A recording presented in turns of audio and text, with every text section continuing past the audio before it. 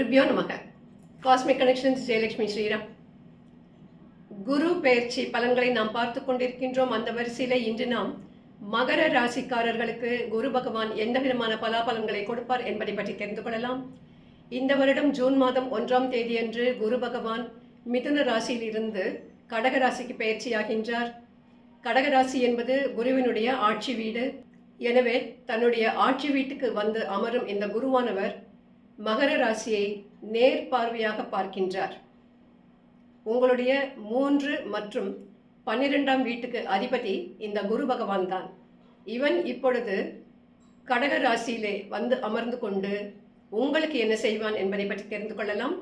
இந்த பெயர்ச்சி மூலமாக இவர் உங்களுடைய ராசியையும் உங்களுடைய 3ஆம் பாவத்தையும் உங்களுடைய 11ஆம் பாவத்தையும் பார்க்க போகின்றார்.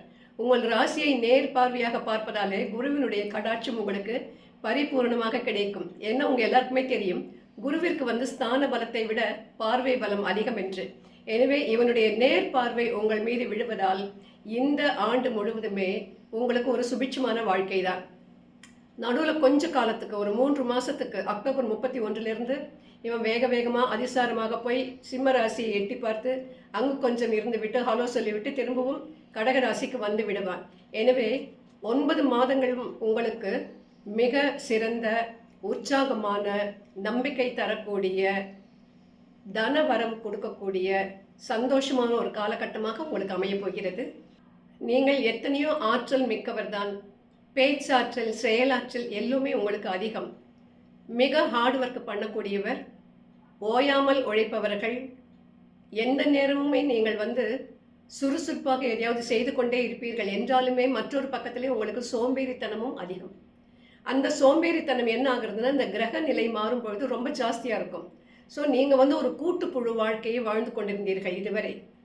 உங்களுக்கு எப்பொழுது இந்த 7.5 சனியின் பிடியிலிருந்து வெளிப்பட்டீர்களோ அப்பொழுதே உங்களுக்கு புதிய உற்சாகம் தொடங்கிவிட்டது. இப்பொழுது குருவும் சேர்ந்து உங்களை நேர்பார்வை பார்ப்பதனாலே உங்களுக்கு ஒரு நல்ல புதிய தெம்பு, புதிய ஆற்றல், புதிய சுறுசுறுப்பு, புதிய சிந்தனை வளம், ஒரு புதிய உத்வேகம், ஒரு புதிய தேடுதல் போன்றவற்றை இந்த குரு உங்களுக்கு கொடுக்க போகின்றார்.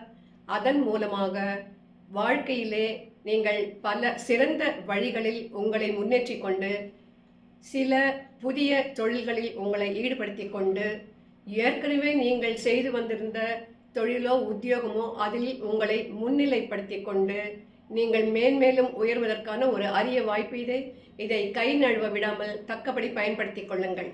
உங்களுடைய 11ஆம் வீட்டை பார்க்கும் குருவானவர் உங்களுடைய உழைப்புக்கு ஏற்ற ஊதியத்தை நிச்சயமாக கொடுப்பார்.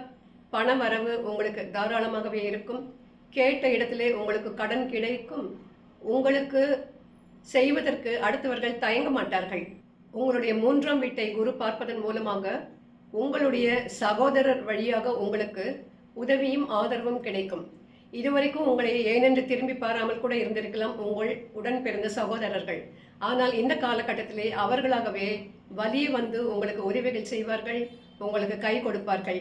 அதேபோல் உங்களுடைய நண்பர்கள் வட்டம் பெருகும். நண்பர்கள் தயங்காமல் உதவுவார்கள்.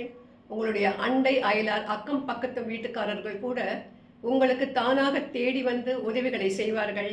இப்படியாக உங்களுடைய நட்பு வட்டம், உங்களுடைய நெட்வொர்க்கிங் பெருகிக்கொண்டே போகும்.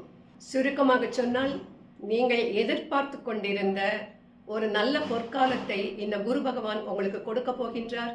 இதை நீங்கள் தக்க வகையிலே பயன்படுத்தி கொண்டால் வாழ்க்கையிலே எல்லா விதத்திலும் முன்னேறலாம். இதுவரை இருந்த தேக்க நிலை மாறி நீங்கள் கூடி சீக்கிரமாக முன்னுக்கு வருவீர்கள். மீண்டும் நாம் கூடி விரைவிலே சந்திப்போம். வாழ்க வளமுடன்.